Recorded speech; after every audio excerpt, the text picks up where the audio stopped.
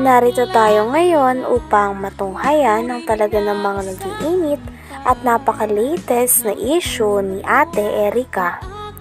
Sa pagpapatuloy nga ng issue na hidwaan sa pagitan ni Ate Erica at ng kanyang pamilya ay pumunta nga muli si Kalingap Val Santos Matubang sa bahay ng pamilya ni Ate Erica upang makibalita kung ano na nga ba ang sitwasyon ni Ate Erica at ng kanyang pamilya.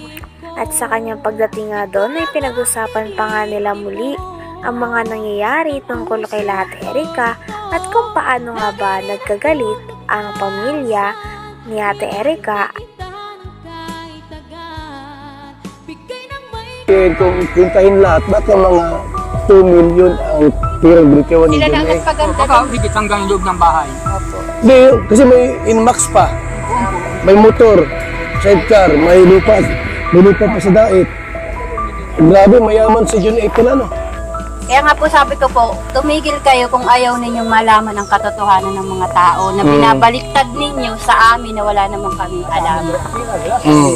Wala naman sa akin. Ayun, kasi andito lang po ako mga kalinga para i-clarify ito.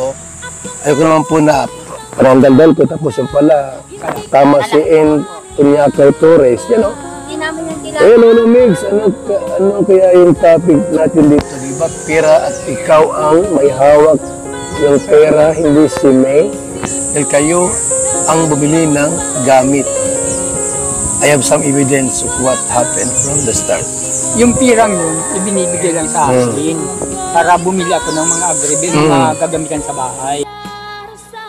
Grabe at talagang nasabi nga ni Kalingap Val Santos Matubang na napakayaman na sponsor ni Sir Jun A sapagkat siya ang nagpabahay kay Ate Erica pati na rin sa kanyang kapatid na si Sheila May na ngayon ay tinitiran na nga nilang dalawa.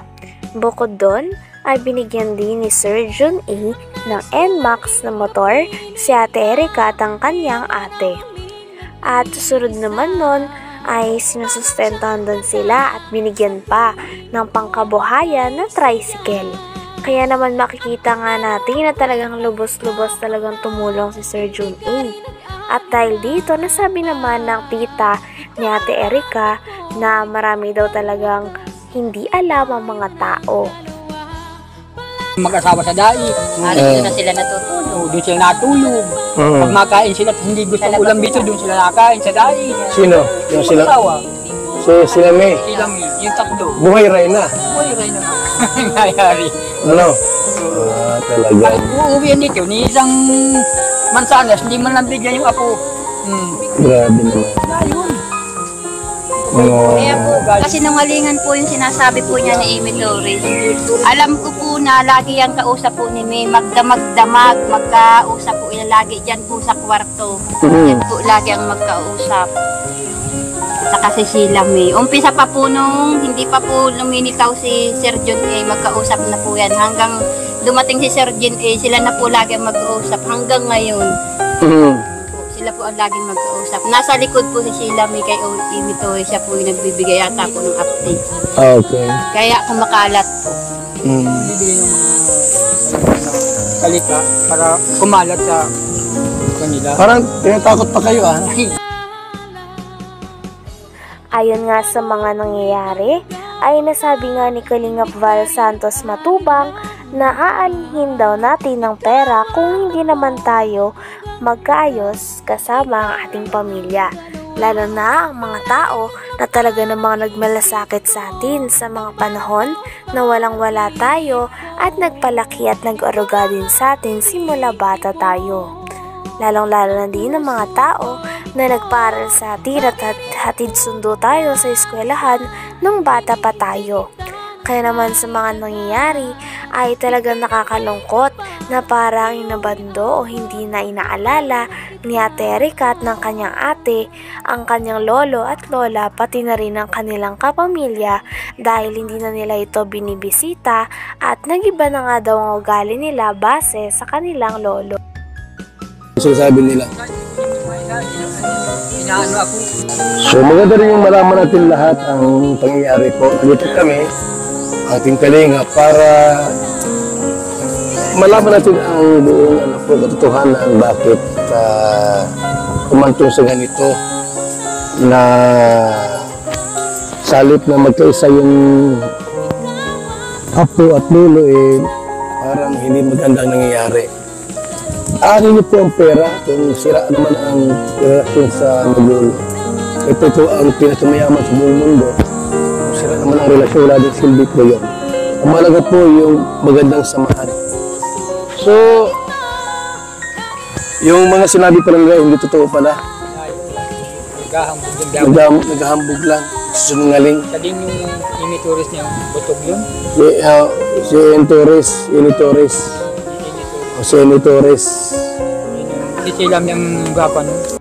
Sinabi pa nga sa post na talagang parang sobra na daw ang pamilya, lalo na ang tita ni Ate Erika at ang lolo ni Ate Erika sa kanya.